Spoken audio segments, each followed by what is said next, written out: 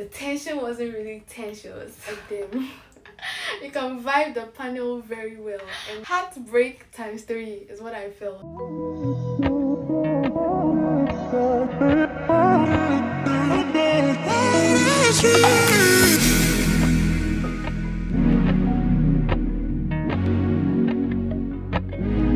Hi guys, and welcome back to my YouTube channel. In today's video, I'm going to be sharing a story on how I landed a full scholarship to study in France. If you're new to this channel, hi, I'm Louisa Dana. I'm 20 years old and I'm currently studying for my master's degree in food science and engineering in France. I create content on the international students experience in France and everything about studying in France. So if you are new, kindly subscribe, leave a like, and share this video to anyone who needs help on studying in France. And so let's go straight into today's video. So today's video is not going to be like an exact details on how I applied, what I needed, the steps I took, and all of that. Though it's going to be factored in the whole brief story, but I'm not going to go like into details. This is just a story time, and I hope you enjoy it. So to begin, I applied for this school. I applied for my school in France, which is ISA in Lille, through my undergraduate school in Ghana. So they have this kind of partnership which allows students in their 3rd year of undergraduate study to apply to the school. So I did my whole application process through that, and I finally landed in the school. I got into the school. Once I got admission into the school, the next problem was how to pay for the school, because too much dollars, too much euros, too much euros, and my cities cannot pay. So I had to look for a way to fund this school. Because I applied for my master's in my 3rd year undergraduate study, I had limited options for scholarship. Like, I couldn't apply to most scholarships that were open because I was still in my 3rd year. I didn't have my final year certificate, I didn't have my national service certificate, and so there were just few options available. But luckily I could apply to this scholarship that I got. That is the French government scholarship in collaboration with the Ghana Scholarship Secretariat. So when I knew I could apply to this scholarship, I sent whatever they asked for, which was basically transcripts, motivation letter, your recommendation letter, and your bank statements to prove that you are indeed poor in course. And your those basic things. So yeah, I had to get those things ready, posted it to the school, to the corporation, the body, the French government body, yeah. And so after you finish doing your application, you have to wait. Waiting is like one of the worst time ever. Like, you're just there, you don't know if you're going to be bounced, and then you're so nervous, you keep checking your email and all of that. So they told us that, okay, in 1 month or like in 2 months, you're going to hear from us around this week. So okay, in the first few months I was chilling. I was like, oh well. I was a bit worried because if I didn't get the scholarship, I wasn't going to leave. Like, there was no way. So I was like, okay. So when the time was getting close, the nervousness started rising up. So I had to keep checking my email. 5 days more, I check every minute, every second. And finally the D-Day came, and I checked my email, and guess what? Nothing. I was like, oh my god, okay, they told us they're going to tell us whether we have been invited to the interview or not. So I was waiting for the email, either it's going to be a bouncing email or an acceptance one. So I was waiting and I didn't get anything. So I was wondering, And like the day passed, the next day, still I hadn't heard from them. And someone texted, my friend texted, like he was also applying for the scholarship, but I didn't know.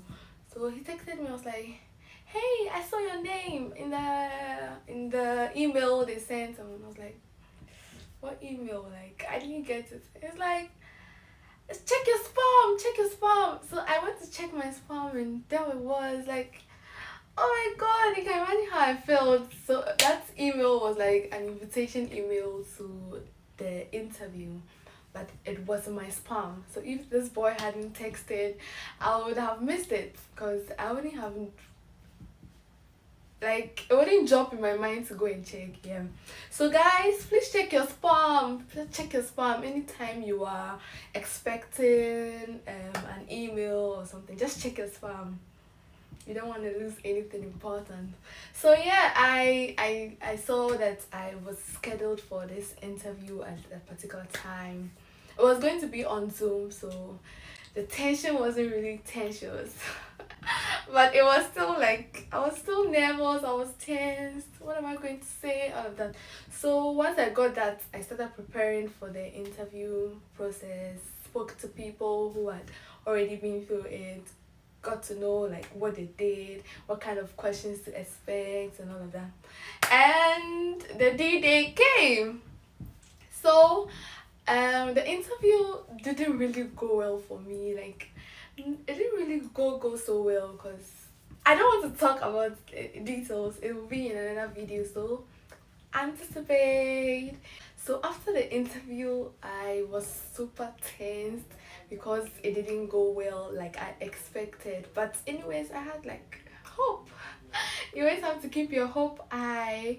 And so we were asked that to wait as usual. So after the interview, we had another waiting period of about 2 weeks or so. And so I was waiting, but this time, this waiting period was the worst. Like, I was like, if I don't get it, that is all. That is all. Like, you see, when you apply for something, the interview stage is when you can like vibe them. You can vibe the panel very well. And for us, when you get there and like you're not able to vibe them well, like that is it. Like, it's done. So I was a bit like, so yeah, I was waiting, and then the D-Day came. I checked my email, and guess what? I was rejected. I was rejected. Like, these people broke my heart into pieces, into squares. Like, I was rejected. Oh my god, like, I don't know if you know how heartbreak feels like, but like, if heartbreak heartbreak times 3 is what I felt like. I was like, oh yeah, it was sad. I mean, it was super sad, because like after all the vibes and everything, they still bounced me. Like, what did I do? So yeah, I was so sad. I cried. I did all those things, like everything you do during a heartbreak. I did that. Time passed, but yeah, I came still on the same scholarship. So how? Yeah. So after the whole bouncing thing, I got over this whole relationship thing, whole mess. I got over it, and 2 months later, like 2 months later, yeah, I received an email from the same people. It's like, okay, so let me see. At that time, I was at work. I was having my intention, and like that day, we didn't have so much to do. So I took my phone, and I was scrolling through my email like I always do, and I saw this email from these people. Like, you broke my heart some months ago. Why are you texting me? Like, so I opened the email, and they're like, "Hey Louisa, how are you doing?" I'm like, "Oh, nice ex." They're texting to see how I'm doing. I'm fine. I'm fine. And they're like, "Oh, how are you doing? And have you taken any next steps after we bounced you? Sorry, after you were rejected?" And I'm like, hi, thank you for your email. I haven't done anything since you rejected me. I was just there like I'm looking for other scholarship, and I am still hoping to go to the school. And they sent another email like, dear Louisa, we are happy to announce that you've been granted a full scholarship. Oh my god! You can't imagine how excited I was. Like, I was so happy. I was like, oh god. So guys, one tip before I move on with the story. Please and please and please and please never give up until the last point. Like, never say never until the last minute. Like, the last minute when you know that the last minute, like, I don't know how to explain the last minute. Never give up. So though I had not got like any kind of funding, and I was kind of like no, I was not going to pay for the funding from my own money too. So I was kind of not going, like, in my mind. But I had not informed my school yet, because not because I was expecting a miracle to happen or something, but I just didn't take the bold step to tell them that, hey, no, I'm not coming, and so you can give my spot out. I didn't do that. And that's why when these people texted me, I was able to say, hey, I know you want to give me something, but yeah, I've not given out my spots in my school yet, and so you can give me whatever you have. So yeah, never give up in your scholarship stage. Like, don't say it's no until it's time to go to the school, and like the enrollment time passes, and that's when you can say, okay, yes, I tried everything and I didn't get it. Yeah, enough of the motivational speech. Now let's come back to my story. I was so happy, like super excited, and yeah, that's how the whole scholarship story was like. So when I got the scholarship, I had to start like with my processes and everything, and finally I came to France and I'm on it. So this is the entire story of how I got a full scholarship to study in France. I hope you liked this story, and leave a comment on anything you want me to talk about and anything you think about this story. And if you want more story time, just leave a comment on anything you want me to talk about.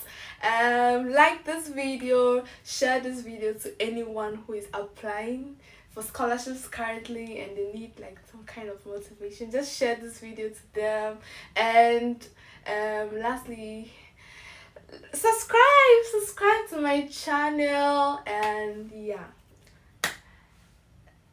bye.